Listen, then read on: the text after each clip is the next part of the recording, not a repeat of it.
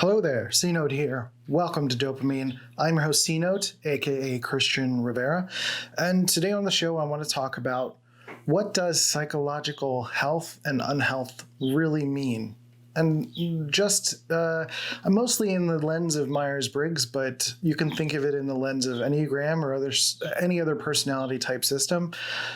What does psychological health and unhealth really mean? So you've probably heard it throughout Reddit or Quora or Twitter or Facebook, where anybody's talking about personality stuff. And sometimes you see people talking about the differences between like what makes someone healthy and unhealthy of a particular type. So healthier and unhealthy INTP, for example.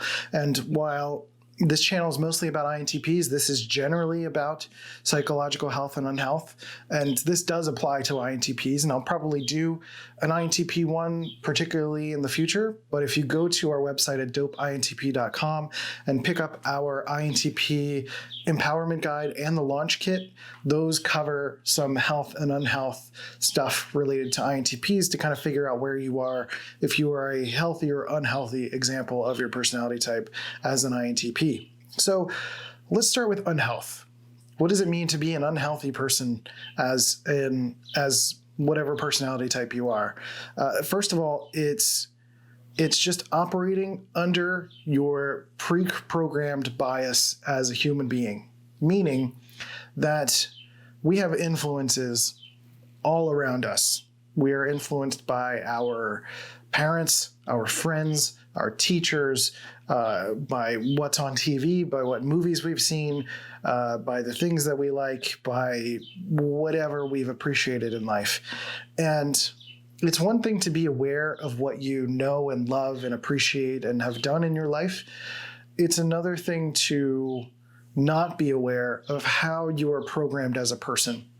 And this is not easy. This is hard to be aware of your unconscious tendencies, this unconscious desire for you to seek all the things that you want, and to do it in a way that is not really honoring who you are as a person. That's really the idea of personality, is to get to know not even just the essence of who you are, but the mask that you've been wearing throughout your life until the point you started to learn about personality, right? So personality in a lot of ways, especially as described in the Enneagram, is that mask that we wear around other people, around, in who we think we are, based on what we've been taught to be. It's kind of the simple idea of looking at, let's say, gender, for example, and thinking that blue is always about boys and pink is always about girls. Like, that's a human programmed thing. That's something we agreed upon. That's not something that is inherent. That's not something that is objective. And understanding those things can help you to start to get past that feeling of being unhealthy. But if you're kind of operating in like that automatic programmed kind of way, that's typically a sign of being an unhealthy person, or operating in your unconscious mind. And just letting yourself react to everything as opposed to responding to things. So reacting meaning, someone did something to you and you're just like freaking out at them right away, instead of taking a moment to breathe, to be aware of your tendency, to be aware of their tendency, to be aware of the response that you have, the reaction that you have, and instead just reacting or just bulldozing or just trying to impose your will and make sure that and make sure that you get your way regardless of the situation. The next would be a self-awareness with no action. And I know a lot of my millennial friends can sometimes have issues with this. As a generation, it feels that millennials have a bit of a difficulty with this. There's a lot of self-awareness, but no desire to fix it. It's one thing to be aware of your emotional intensity, or how you help people, or how you want to be seen as a good person, or how you want to just stay positive all the time, and how that's affecting your life, but then not doing the other side of it and actually trying to improve your life, not wanting to fix your problems, not wanting to eat better so that you don't feel like a hot piece of garbage. It's one thing to make jokes about how you feel, jokes about your own behavior, jokes about self-awareness. It's another thing to do something about it. And not doing something about it, or not at least not trying to just dismiss it as a joke, is something that is going to be a little bit healthier. So the unhealthy side of it is just making a joke out of it, is just dismissing it, is just not taking yourself and your self-awareness seriously. Deflects or avoids responsibility. Very similar to deflecting and just pushing the self-awareness as a joke. It's just sort of like blaming others all the time. It's the idea of making other people the catalyst or the scapegoat. It's, you never do anything wrong. You're always perfect. You're always deflecting or responsibility. It's always someone else is the problem. Everyone else is an idiot. Everyone else is this or that or whatever. I'm doing all the right things and everyone else sucks. Our life is our responsibility. And if everything else, it's kind of like if you're a teacher and the entire class is failing, everyone around you is failing, you're fine, but everyone else is failing. Maybe there's some impact that you're having on that, and that's a part of your responsibility as well. So avoiding responsibility, deflecting responsibility is a pretty good sign of unhealth. And I think it's pretty easy to spot that type of person who is just not, just like, it's always someone else. There's always someone to blame. There's always someone else causing a problem. And conversely, making yourself the problem and giving up too easily is also equally unhealthy, meaning taking on too much responsibility or making everything emotionally about you or intellectually about you, and doing it the opposite and saying that I am always hyper responsible. I am always the person that is in charge. I am responsible for everyone else's well-being. If everyone else is failing, that's my fault. And that's equally as unhealthy. That's not helpful to put everything on you at the same time. So avoiding responsibility is just as bad as taking on too much responsibility. It's a balance, as all things are. And I don't have this on the list, but it's coming up in my mind right now, is the idea of being equally too positive, too pessimistic, or too optimistic, or too pessimistic. And both of those are basically avoiding reality, right? It's the idea of having such a positive spin on it, like putting a positive spin on everything or putting a negative spin on everything as a way of deflecting from the reality of what it is. Usually most things that are, reality is just neutral. Like, this is a computer screen. If I say it's the greatest computer screen ever, it's like, that may not be true. Or if I say this is the worst computer screen ever and it's terrible and it's always causing me problems, that may not also be true. That may be an interpretation based on what's making my ego feel good about what I feel is missing or what is worth complaining about, or not wanting to look at what's missing or not wanting to make anything better and just hyper accepting what's around me. So another unhealth thing is always wants a magic pill or a quick fix, always looking for shortcuts. This is typically what I see in coaching. A lot of the times when someone comes to me for coaching or trying to learn about their personality type or trying to get some help in the world of relationships or career, I feel like every time I get questions about careers for INTPs, for example, I feel like someone wants me to just tell them to be an engineer and just like wave a magic wand and make it happen. You are an engineer now. It's like, that's not how it works. Everything takes work. Everything takes focus and attention and time, right? There is typically not a magic pill for most things.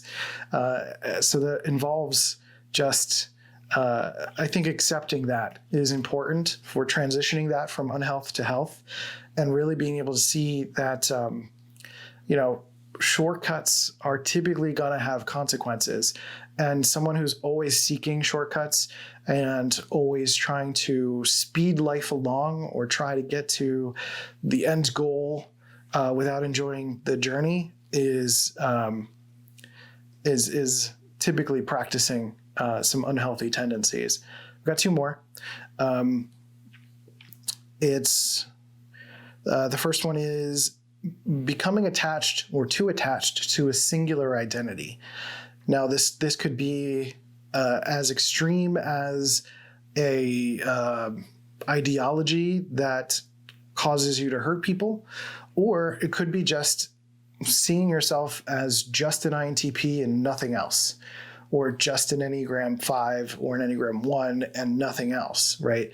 And morphing and taking your identity as that and staying there, right? So this could apply to race, this could apply to your gender or your age or anything like that. And try to take something that you know about yourself or you figured out about yourself and trying to make that your singular identity. Even if it's just like your favorite sports team, like that's your entire identity is to be a Phillies fan.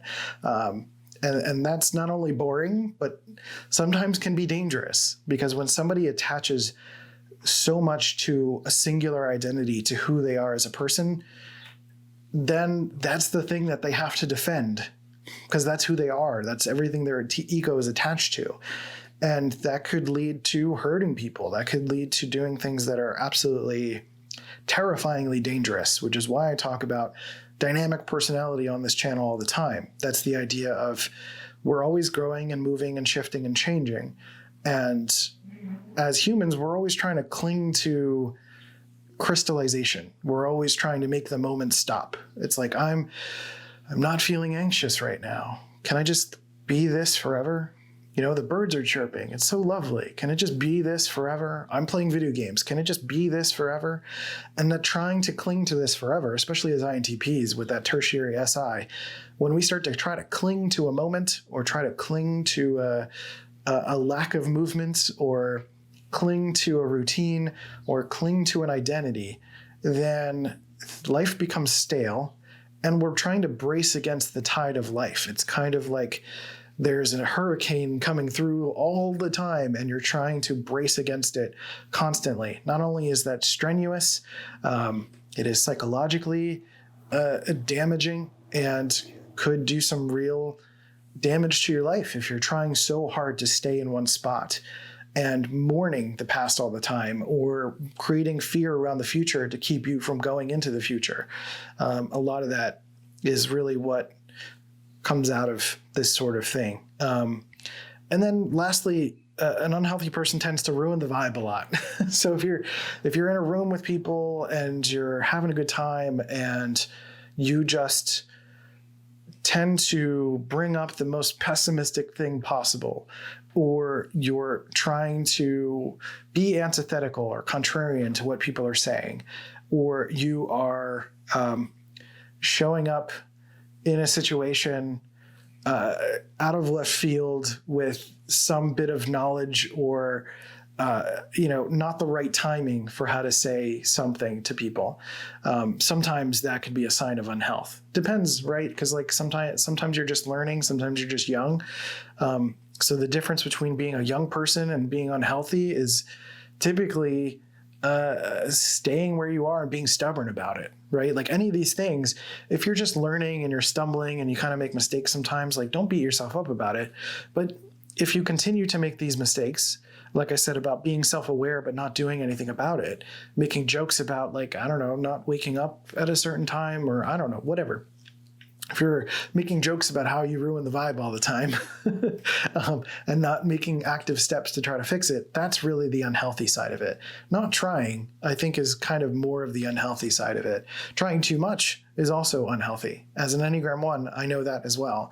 Trying way, way too hard to be way too comprehensive with my list and trying to be trying to, maybe even trying to insert myself into a situation where I don't belong can sometimes be a bit of unhealth as well.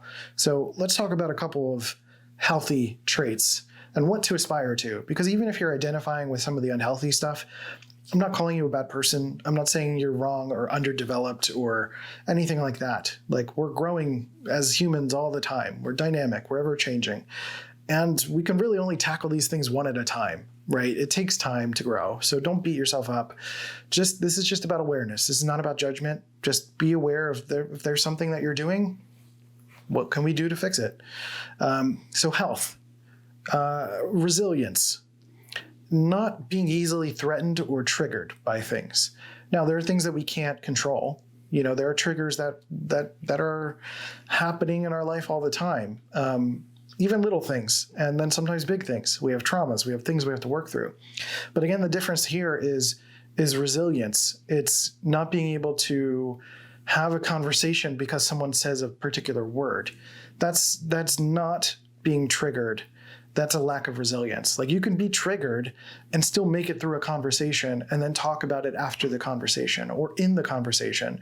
But as soon as someone says a word and you have to storm out of the room, that's a lack of resilience.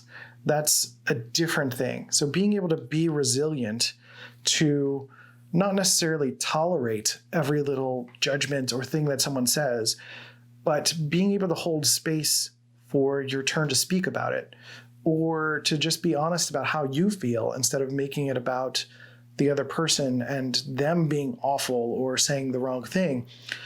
Practicing resilience is taking a breath and being able to, again, not react, but respond. Like, okay, I appreciate what you said, but the word means something to me, or this is what came up for me. And just being honest about that experience instead of trying to, control others' words or anything like that. So just as I said, self-awareness without action, self-awareness with action is typically more of a healthy trait. And it doesn't mean that you've fixed your problems. It could just mean that you're on the road to doing that. Whether you're trying to read books or you're trying to practice certain exercises that improve your physical health or your mental health, you're aware that there's something within you that could use some, I don't want to say the word improvement. That's such an Enneagram One thing for me to say, but something that you're trying to do less harm with, or something you're trying to be more responsive with as opposed to reactive, right? So self-awareness, not just as a dismissive joke, but self-awareness as honest awareness without judgment to figure out what to do next. Responsibility, taking responsibility, just saying, hey, I did that. That was my bad. Or this is something I've got to do. This is something I've got to handle. Taking responsibility is powerful too. We've already covered that a little bit, so you get the idea. Accepting of duality, meaning that multiple things can be true. And I don't mean just in a TI way. I mean emotionally. I mean paradoxically in life. There can be people that simultaneously are smart who have different ideologies. There are people who are religious or not religious that can both equally find enlightenment. There are, different circumstances in which two or more things can be true at the same time, even within one person, and that's not just about paradoxes and seeing it as a negative thing, but I could be simultaneously making myself better and also making myself worse at the same time in other areas, right? There's a duality to life often, and I don't mean extremes. I don't mean black and white thinking, but I mean two separate nodes or three separate nodes or different ideas that don't necessarily interact with each other or don't negate each other. And that's really what I'm saying is like, just because I say yes to something doesn't automatically mean no to something else, right? So if I make a judgment about Democrats, that doesn't mean I'm a Republican. Or if I make a judgment about a Republican, it doesn't mean I'm a Democrat, right? It's kind of the duality of being able to be able to stand on two different pillars at the same time, or more, or somewhere else completely, right? It's really not making assumptions at the end of the day. And the Four Agreements, which is a powerful book, not making assumptions is one of the Four Agreements, and that's one of the more powerful things, in my opinion, about that, is just when you start to not make assumptions, you start to let go of that duality. You don't take things personally. You do the best you can. And I always forget the fourth one. but speaking of doing the best you can, a willingness to try. It kind of fits with resilience. It kind of fits with responsibility. It's just a willingness to put in effort, a willingness to at least give it your best. And giving your best doesn't mean better than your best. It doesn't mean judging yourself for a lack of pushing, or accepting or expecting rather yourself to push more than you can. Doing what you can. That means with my own mental illness and accepting and understanding my limitations, still being willing to try despite those limitations. So at the same time, not pushing too hard, but not letting myself go too much either, right? It's like, as an Enneagram One, one of my growth paths is to let go, is to try a little bit less, right? And to not worry about being perfect, not worrying about the lighting being too perfect, my hat being on perfectly straight or whatever. It really doesn't matter. While I fix my hat, right? It's not caring so much about all of these little details that really don't mean anything, but at the same time, not letting go to the point where I'm only playing video games and I'm not making money or doing what I need to do to handle my responsibilities. So it's a balance. And that's the duality that I'm talking about, is balancing better, and being willing to try. So for me, what I'm trying to do is to work less. That's why I'm taking seasonal breaks for this podcast and this YouTube channel. I'm trying to play more video games in my personal life, trying to not overwork myself, trying to listen to my physical needs, and trying to improve that, because that's really what I need for myself to grow as a person. A few more things. Seeing people as they are. And that's really, really hard, because we're constantly filtering our experiences and everything through the lens of our psyche, through our programming, through our personality, through our ways of understanding the world, right? So that's why I talk about, objectivity is not really a thing.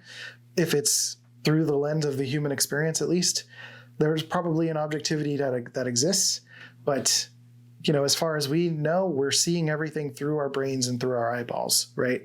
Everything is being experienced through our senses, through our nerve endings, through our heart reacting, through our brain reacting, through the rest of our body reacting to our environment.